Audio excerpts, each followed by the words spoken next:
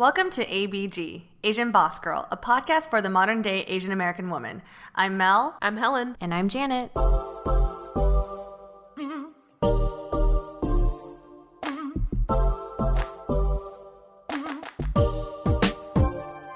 In today's episode, we are going to be talking about stereotypes. Whether it's the color of our skin, the job title on our LinkedIn, or the city we answer when someone asks us where we are from, each of these aspects of identity are an opportunity for someone to assume other traits about us. A stereotype is defined as a widely held but fixed and oversimplified image or idea of a particular type of person or thing. Okay, ladies, what are the most common stereotypes about being Asian? Well, I think us being Asian and women, one of the more obvious ones is that we are bad drivers. I would admit I failed my driving test three times. Oh, really? That's a lot of times to, at what point did you actually mess up? Could you not do, the 3-point turn or parallel Was it parking? parking or was it moving? I actually fucked up on everything, but my testing zone was kind of difficult. And the dividing lines were really messy. I don't think that Excuse me? So anyways, the instructor told me to drive forward and please turn left. And I turned on to oncoming traffic. Oh. That's an automatic fail, huh? Exactly. I got an automatic fail. But I'm a much better driver now because of LA. This is true. I'm an amazing parallel parker, thanks to my back cam. With the help of technology, Yes. your skills have improved. And it's because in LA you have to drive everywhere. Exactly. Yeah. So I think I'm no longer a shitty driver. How about you, Helen? I am a pretty good driver, I would say. I'm seeing some questionable faces here. I'm an amazing driver, okay? I don't know if I've ever ridden in your car. Well, you know what? That's because I only have one extra seat, so I can't have both of you in there. It's because you don't want a lot of people in your car because you know you're a shitty driver? No, it's because I'm such a great driver that I have a cool little fancy car now. But I'm not a good parallel parker, I would say. I do have a back cam, and that does help, but it's not always consistent. I feel like I have the reverse. I'm pretty good at parking, I think because of living in LA and then spending time in San Francisco too. Ooh, yeah. So parking I'm good at. It's when the car is moving that sometimes I definitely have Asian female driver moments. Wait, but isn't it all the time though? Because if you're sitting in your car, you're just not moving. Oh no, when you're parking or in traffic, right? I can drive in traffic pretty well. So you're just a really good parallel parker. And a good traffic sitter. Do you ladies ever wonder why this is a stereotype for Asian women and not for any other race or gender? I feel like I only hear about it for Asian women. Now that I think about it, my grandma actually never drove a car before. But your grandfather did. My grandpa did. Okay. So maybe there was something to women just driving less or not getting the practice because they're not driving frequently. Yeah, if you actually think about it, back in our grandparents' time, it's always our grandma that was at home taking care of the kids, and so the grandfather is driving the car, taking care of the business. Yeah, that's true. My mom actually doesn't drive, so not even grandparents' time. It's mom's time.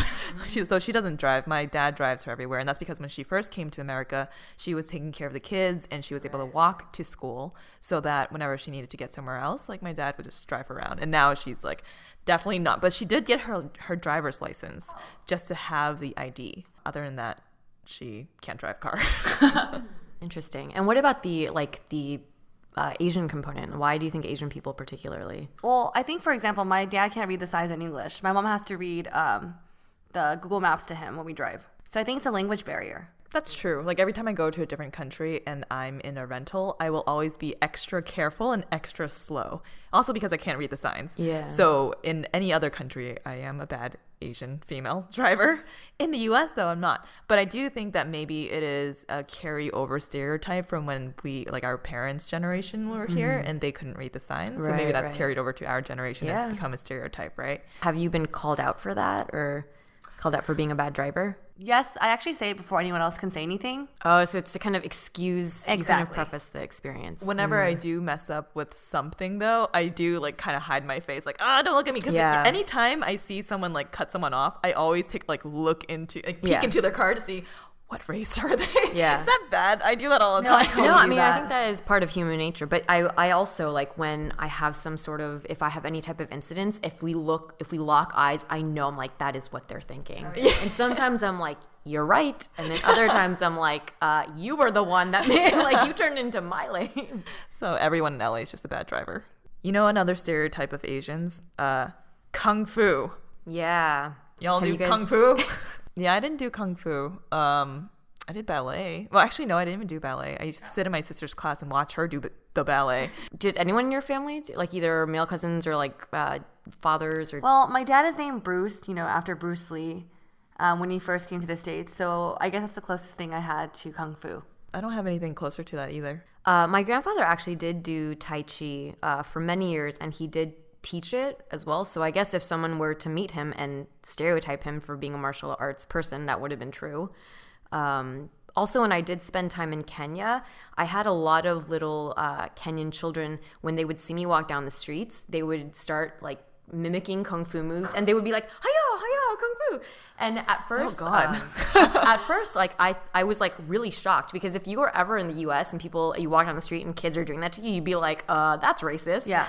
But a lot of the locals explained to me that's their way of trying to connect with you. Because I stood out. I was obviously not African. And then usually people that go and volunteer there are like white. So all they know about me, I mean, it was like me, another Korean dude. They don't, anyone that looks yellow, they were just like, like they're trying to just like relate to you. So having it flipped, it explained to me that way, I started to realize, okay, I don't take it as offense. I took it as like an extension of trying to like get to know me.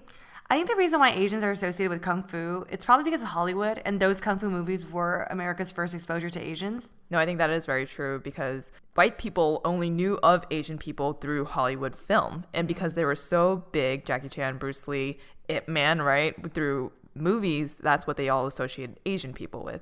And so when they see an Asian person on the street, they're going to be like, oh, you're a stereotypical, like, probably Kung Fu and martial artist, because that's all they knew about us, right? So it's almost like a good thing that is sort of what people can connect with us to, right? Like, it's great that we had someone in Hollywood in that position that was so, like, renowned, right? Except now everyone thinks that that's who we all are. Right. I guess that's in some ways you could kind of use it to your advantage, because if someone thinks you can beat them up, I mean, isn't that kind of somewhat of an upper hand? Yeah, until you can't. It's like, oh shit.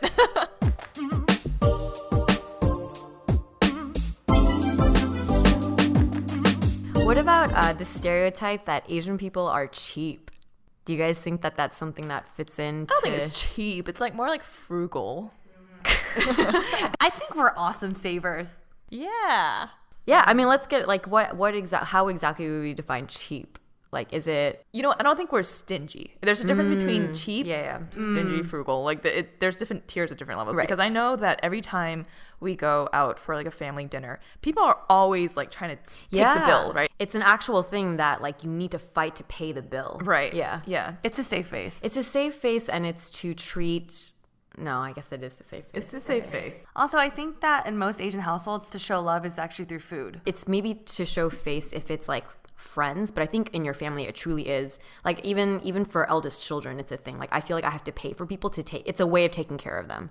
Oh fuck! I'm right? like a sense of responsibility. My cheat size coming out now. I have to pay for everyone. Shit. But that's true. So that's like. We're not like we're willing to spend when it means a certain thing. But then in terms of like saving, we were always taught that like your day-to-day spending, especially when it comes to spending on yourself, that you need to be really reserved. Right. Like even my mom, she like never goes shopping, or she'll always buy like the cheapest thing. Yeah. That is like only 70% discount while I buy that shirt. And then when I buy her something, she's just like, return it. Like I don't need this. Why is that necessary? So it is. But then she'll go out and spend like hundreds of dollars on a dinner for like the whole family. Mm-hmm. And it's like, Mom, buy yourself like a new pair of shoes with that money. No, I totally get you. My mom's hobby to do on the weekend is to go to TJ Maxx or Ross. We have this game now where she would message me online and go, look what I bought. It's, her in some dress or some shoes. Guess how much it was. She's like, guess how much? And I go, 20. And she's like, no, $12. And I'm like, okay. Did I win something? So in conclusion, I don't think Asian people are cheap. We just want to spend our money on specific things to show our love. Yes. I agree. So another common stereotype is that we're good at math. Helen, I think you're pretty good at math. Yeah, I'm good at math. I mean, you work in finance. You better be good at math. I better know, right? I'm good at Excel and calculators. You excel at Excel? Yeah. That's not a new one. No. Damn. Well, Janet, wait, were you a math major? Yeah, I was a joint math econ major. That's the most good at math you can get, right? Actually, no. As a math major, it wasn't numbers. It was all abstract, like formulas. I surprisingly am really good at math. People don't think that because I don't work in a finance field or whatever. But growing up, I did go to those tutoring sessions. Kumon. I went to Brainchild on the weekend, so I went there for 4 to 5 years. Like, I had additional math homework on top of my regular math homework. And my mom would give me her own math problems to do. Yeah. Yeah, so she would always emphasize math. Well, I think why we are labeled as good at math, at least for me, like my story is that it's because when I was younger, my mom could only help me out with my math homework. That's true. So they would give me a lot of like multiplication problems and like different things. Like I remember there was this one time they gave me like 5 times 7 before dinner, and I literally went to the bathroom to just count it out in my hand so I could be ready with the answer before I sat down. Like these are things that I had to do, and I felt like in order to like save face or show that I was like smart in learning, I had to do that.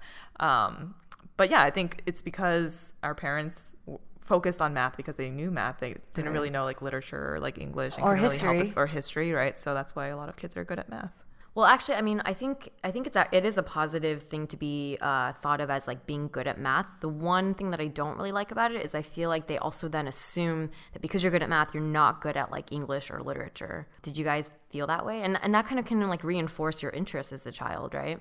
I mean, I think that for me, just speaking for myself, like that is true because if I look at my SAT scores, they were significantly higher for math than they were for English or literature. Well, I know like when I was growing up, I distinctly remember in grade school flipping back and forth from year to year, sometimes being better at math, sometimes being better at English. And then in the end, when I got to college, I chose math and econ as like I went the more rigid quantitative route. And I think some of that is also like my upbringing. Like we were taught that more quantitative stuff is like more challenging and better. I feel like I'm the opposite of you. I was always really good at math growing up. I was always 2 grades ahead. But I loved reading so much, I ended up being a communication major. But I hated writing. So I don't know why. I should have... Yeah, what the fuck? I should have just majored in math. No, I would suck. Yeah, maybe Mel and I should have switched. No, I would suck. I wouldn't do good at math. Ooh. Janet, I challenge you next time. You know, you're a math major. No, I should challenge you, Helen. Yeah. No, the math, it was abstract. It was like it's like proving theorems. I didn't use numbers. Yeah, I don't want to go against you. Give me an Excel file. I'll challenge you. That's cheating. Actually, another stereotype being Asian. Well, on top of that, being an Asian woman is that we can't drink. Naturally, people assume that women can't hold their alcohol. And, you know, being Asian, we're kind of smaller. So, you know, they think we can't drink. So what do you guys think about that? I mean, we drink every other weekend. Yeah, I have definitely had multiple instances of people coming up to me and being like, oh, it's okay. Like, you just have a little bit. Or they, like, will assume. So I've definitely had that stereotype projected on me. I think I did that to you before. Yeah. I personally think I can hold a pretty good amount of alcohol, I think. I have some of my guys' friends say, you could drink pretty a lot for a girl. I think actually all 3 of us have been known to hold our alcohol pretty well, like challenging a lot of the dudes. But I do think when a guy, tells you they think you can't drink, it makes me want to challenge them. How do you feel when a guy says, you could drink a lot for a girl? A girl? A girl? You mean a person? I mean, I think we can all hold our alcohol. I think maybe the stereotype does come from the Asian glow, right? Yeah. Because I do know that in college when we drank with non-Asian people, like when someone got the glow right after one beer, they'd be like, oh my gosh. I think that's where, because it seems like you can't handle your alcohol because your body is reacting to it in a very negative way, in a very public way. But it's not really true. Have you ever felt like judged when? Definitely.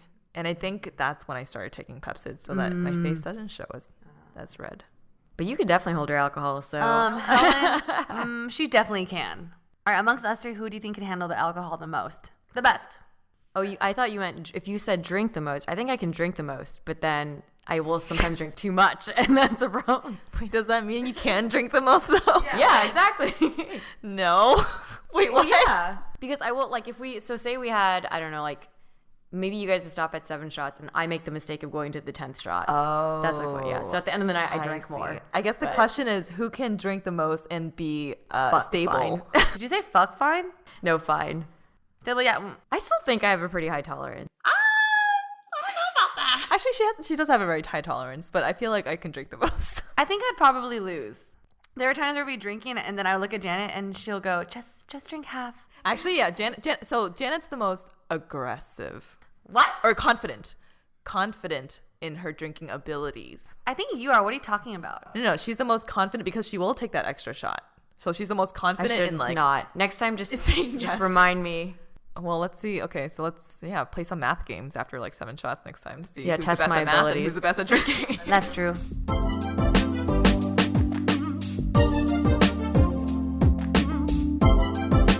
So now let's talk about stereotypes for women. For us as Asian women, we typically get the stereotypes of being very obedient and soft-spoken, meek, quiet, sort of just playing along with the rules and not really disrupting the system. With that said, have you ladies felt these stereotypes placed on you?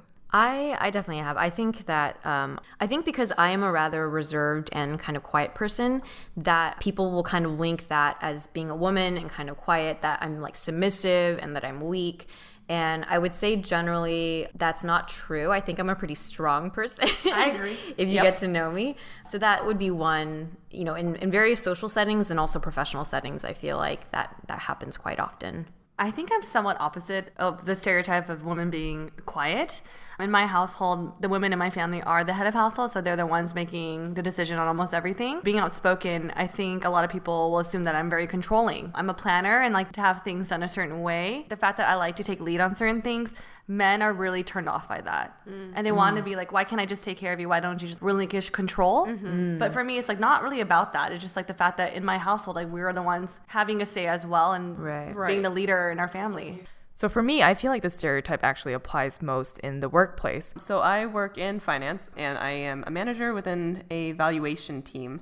I think the stereotypes that I had when I was first starting and that I still see being put on like our analysts and even just Asian women in general is that we are very soft-spoken. We'll put our heads down and we'll work really hard and not say no. Like we say yes to everything that comes across our desk and we don't really have an opinion, right? Like we don't really challenge assumptions. If our manager tells us that it should be this way, instead of trying to take that opportunity to learn, a lot of Asian women will take that and say, okay, I'll do this because obviously you know what's right.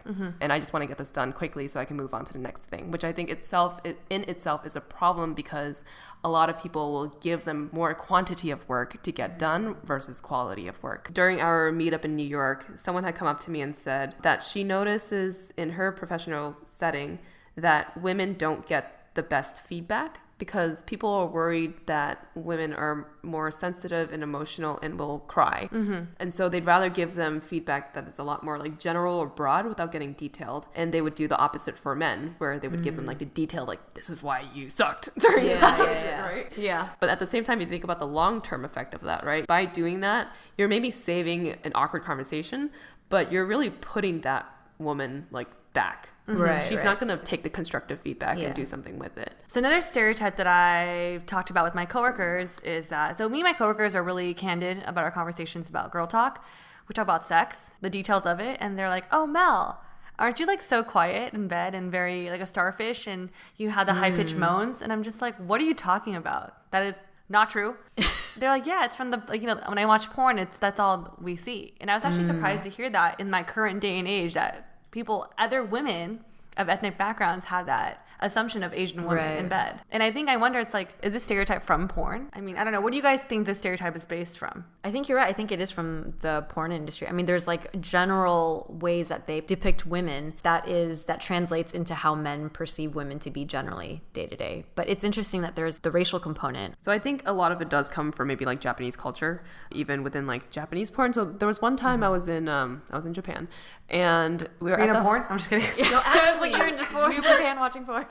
They have like a very like deep, dark like porn culture there they because do. Yeah, people are not expected to like really express themselves in a very sexual way. So there's like a very like large. So when it comes out, it's very interesting. Yeah. Actually, I was in the hotel lobby and there's just porn playing. What? Literally on the screen. I haven't seen that before. I think it was like a 21 plus hotel, so maybe that's why. But like the man was just sitting on a table, like a massage table, and the woman was just like sucking him off, like without any expression. And I was just like, this is like the strangest porn I've ever seen in my life. But it also goes back to like, I think that very like submissive culture of like women are supposed to be there to like please the man and come off as very like soft and weak or whatever too, right? And yeah, that probably has come back to American porn, right? And so people who are actually more American will see that and say, oh, this is what the white man wants. They want an Asian woman to be Oriental and to act this way. So maybe that's where they're getting it from. And how did it make you feel, Mel, when they kind of assumed that? What was your reaction? I was very shocked and kind of lightly offended because I personally don't relate to that type of sexual action, I guess. Right. Because I don't think, talking to my other fellow Asian American women about sex, we're not all like that. I mean, I'm gonna be honest, I take pride in being aggressive sometimes in bed. I don't think I'm submissive nor hella aggressive. I play both roles. I like to take charge sometimes. I think both of you guys can agree. You guys like to do that too. Apparently, so sure. When I'm not lazy. When I'm not You're not starfishing. Right, because I don't know, it feels like, then it makes me sound like a lazy sex partner when I'm see. not. Well, did you write them then? Did you tell them what's up? what was your response? I was like, no, I do other things. Or how did they receive your response? They're like, oh my God, really? You do that? I'm like, yeah, you do that. Why can't I do that? Yeah. Because we're sharing stories about like in bed. They're like, oh yeah, like I did this to the guy and then he did this to me and I did this. And I'm like, I can do things too, not like, it's not just like he's going to do things to me. And so I'm just like, no, I take control. I can be dirty too. Shoot. Right? Yeah, you tell them, Mel. Yeah, I can't show them, so I had to tell them.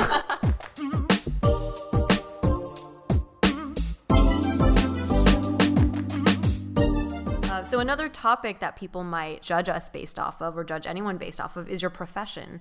First of all, maybe we can remind our listeners what professions we're in, and then what are the general stereotypes associated with your job. So Mel, why don't you start us off? Okay, so for those of you guys who don't know, I am a content producer for social media for a women's fashion site. And I think the basic judgment I get right away is that, oh, your job is really easy. You get to be on Instagram all day and Facebook. It's so simple. And that my profession lacks depth and people in my profession are kind of quote unquote dumb. I actually don't think that's right at all, because working this career now, I'm realizing there's so much work that goes into social media, and I think the fact that people assume that there's that much work that gets involved, we actually don't get as much support needed for this department. And so I feel like a lot of people on my team, there's only 2 of us, are wearing so many different hats just to balance this department out.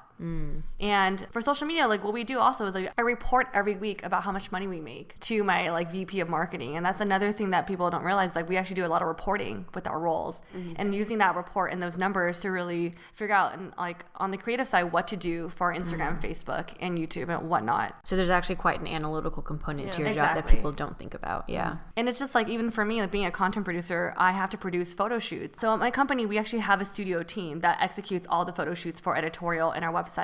For social media, I don't have that team. I have just myself doing all that stuff. I do get support from them, but I don't think people are aware that like producing a photo shoot takes a lot of time and work, and there's a lot of different roles involved. I think the fact that I don't have those designated roles on my team to do that, it is a lot more work than people expect. And social media doesn't sleep. I'm online almost all the time, and when something launches or a partnership is launching, I have to be awake and ready to go. And what about being in the fashion industry as well? What do you feel like people kind of like have certain perceptions of what it is to work for a fashion brand? Yeah, I think people think it's really easy and like, oh, fashion is about looking good and whatnot. But there's a lot of things within my company that goes into producing or like producing really good clothing every season. It's just like we have a buying team, we have a research team, we have trend forecasting, all this stuff that gets involved with fashion because. And if you think about it, it's like when Devil Wears Prada, like fashion isn't just like you select something from a fashion bin or like a Walmart or Target bin, but then in reality, this decision on what you're wearing, it comes from someone higher. Right. So there is a lot of research, there's a lot of strategy, there's a lot of pattern creating and stuff like that. Oh, exactly, yeah. And there's a lot of competitors now involved because, you guys all shop at Forever 21, Fashion Nova, like Urban Outfitters, and it's like, how do you even compete against all these other different brands out there? Dang. But I do have to say, like, working in social media and my job does help me do a good job with the ABG. I think you're also very, very organized, and I think it is because your job does ask a lot of you, a lot from you, and you wear many hats at work. So that does help a lot with ABG stuff too. Yeah. It's Thanks actually to Mel for our beautiful stories. And our Yes. Instagram feed is mostly from her. And it's stories and her are filtering of the so good. photos. thanks work, and also I do a lot of stories on the toilet. It really helps. How about you, Janet? So I am a UX designer in technology. And I think oftentimes when people, they just see the word design in my job title and they're like, oh, you're like really artsy and, you know, like help me choose like what the color should be and like let's brainstorm. And That's what I thought first. which is totally fine because that is like the word design kind of has that implication. But user experience design is actually like I do wireframing, and I tend to explain it as like the way an architect creates blueprints for buildings. I do that for mobile or web experiences. There's a lot of like logic behind it, and I work directly with mostly like engineers. External to design people will look at UX design, they look at the word design, they're thinking like artsy and colors and fonts. But for those who work in design, the stereotype actually for UX designers is that we are kind of like the nerds of the designers. And for that part, I do think, you know, I did study math and economics, and I do tend to like be more of a logic driven person. So that does kind of fit the bill for me. And then being in technology and working closely with engineers, I'm either usually the only woman in the room or one of like 2 or 3 women in a room of 12 men. Well, I think the stereotype, not against you, but against engineers and, well, I guess you too, but engineers in general, is that there aren't a lot of like women within engineering colleges or engineering like work occupation, right? So do you feel like men are more intimidated by you just because you're a female? Yeah, I mean, I think I get the feeling that they treat me more delicately because, you know, maybe they're just like more gentle with women, but also sometimes I feel like they're afraid of me a little bit. Or they don't know how to deal with women, maybe. Yeah. So then there's the aspect of kind of just being more like hands off or like, okay, anything that you want or whatever you say. That sounds like a very powerful position that you're in. Do you own it? I'm trying to. I don't know. I was also going to say that I think, especially in LA, technology is a very young industry. And then specifically, I work at a new media company. So entertainment tech particularly is very young. So people, when I tell them where I work, they probably think I'm like in my 20s or like, oh, you're like all up on like social media and you're like a techie. And I'm actually very like, I can do my job and I can, you know, do it well, but I'm not tech forward. I'm not one of those like early adopter types. I don't know. I'm totally thinking about this applies to like our weekend nights out because like here's young guys hollering at Janet when you're and I'm like, I'm a decade older than you. So what about you, Helen? Helen, working in finance, I know like one type of stereotype against the general bucket of like finance people is you think like Wolf of Wall Street, right? You think about investment bankers and that they're like always coked out and like working 100-hour weeks. Well, you work some pretty long hours though, I'm not gonna lie. Yeah, but But you're not coked out, I'm hopefully. coked out on Coke Zero. Her favorite beverage? That's such a maybe that's like behind the scenes and I don't see that, but I'm definitely, I don't know, I feel like we're so busy that we don't have time to coke out. And also another stereotype with that, I think that's more prevalent within like maybe private equity or investment banking or those jobs where it's very, very high pressure. But so that's another stereotype, right? Like people will come to me and say, Helen, do my taxes. And I'm like, that's completely That's not different what you do at from all. what I do. That's true. I do valuation. I can't do freaking taxes. Or accounting. I think a lot of people think I'm an accountant because I work in an accounting firm, which fair, but I work in finance. Very different. I think you explained to me what evaluation was, and I was like, I don't know what that is. I think another stereotype they have on people who work in finance is that they're purely in it for the money. Yeah, and they're the type of people that are purely chasing money and materialistic goods versus chasing a passion. I remember when I was trying to prep my friend who is actually an accountant for, we were prepping for an interview. Yeah, and we were working on his elevator pitch, and he had to say, like, I'm passionate about accounting. Yeah, and I was like, oh, what the fuck? Yeah, please tell me why you're passionate about accounting. So I think that's why there's a stereotype on people who work in finance that they aren't passionate about their jobs. Right. I mean, I would say that I like love Excel. I feel like that's a skill that everyone needs to have in life. Or just like the functionality of modeling and all of that. It's like when I build out a very good valuation model, I'm like very proud of it. And I wish I could share it publicly, like put it on my Instagram or something, but I can't do that. Client protected work. But I think there is a part of it that I do love. There is a part of it that obviously the demanding side is client serving. So you're always like working towards these long deadlines for multiple people. And it's that part of it is a little bit difficult, right? But then you also learn life skills from that. You learn how to like organize and balance and time manage and all of that. So those things I definitely can take from my job and be very like happy about. But yeah, I think a lot of people, I mean, at the end of the day, people want to make a good amount of money. Yeah. I think a lot of people might go into the job because of that. They might, like for me, I didn't know what I was really getting myself into. I just knew that it was a good, stable job. But then once I started doing it, I was like, oh, like this is pretty fun. Yeah. Mel, to your point, I think like there is a stereotype about finance being like numbers driven and dry and not creative. But Helen, like you're saying, when you create models through Excel, because I spent some time also, working at a Big Four, and that was actually the part that I did find it's really creative to create models and stuff. It is, and to have it all work and flow together, it's kind of like I'm sure this is the same feeling as like software engineers get when they like develop an app or something like that, right? Because you develop something that's a product of your own hands and you created something. And I color code my tabs in very pretty pastel colors, so that's my creative spin on it.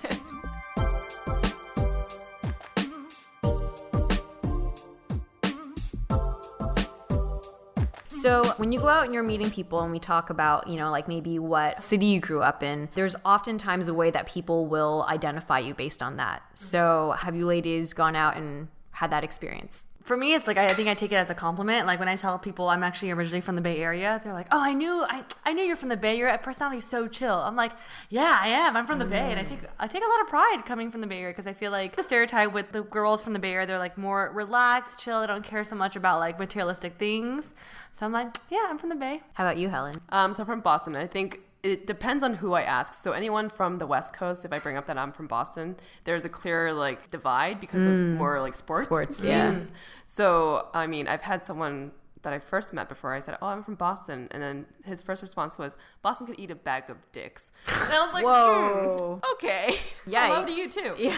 Since then, I still remember that person saying that. But I think in general, Boston stereotypes, I think people here think Boston's racist, and they all think that I should have a Boston accent. So a lot of people are very surprised that I don't. There is a very small population of people in Boston that have the accent in Southie, which is like a very contained, like very white area. So not a lot of people actually have the accent. And in terms of racism, I didn't really feel that much growing up because Boston's also a very large college town, right? Yeah. So there's a lot of diversity in terms of like food, in terms of people. So I think I was more around like that city area where the colleges are. So I never really felt a lot of racism there. How about you, Janet? So I grew up in Orange County, and for the longest time, I used to avoid saying Orange County because you guys know the show, right? Yeah, the OC, yeah. So for a while, I would say I'm from south of Irvine. And I find that especially when I'm like meeting Asian American people, they know Irvine, but they have a different idea of Orange County. I often get typecast as being like whitewashed or that, you're a valley girl. And that's a pretty loaded topic, but I will self-admittedly, because of where I grew up, yes, I maybe have some of those qualities or some of that way of thinking. But also when I was in the Bay Area, people, based on the way I talk, they said you have an LA accent. And I never knew there was such a thing. No. But I guess that's kind of like, because I say like a lot. And a lot of people say like a lot. That's more like a millennial accent. Yeah. But there is definitely like, they're like, that if you talk in that way, people assumed that you were a little bit more of an airhead or you didn't have substance. I think that's more of like a Valley Girl accent, right? Yeah. Which I don't think either of you have. I think I have a Valley Girl accent. No. Well, Janet, At you're times. just like, you're like an NPR voice. Sure. So. But I mean, sometimes if we're like socially, like I will say like a lot, and I know.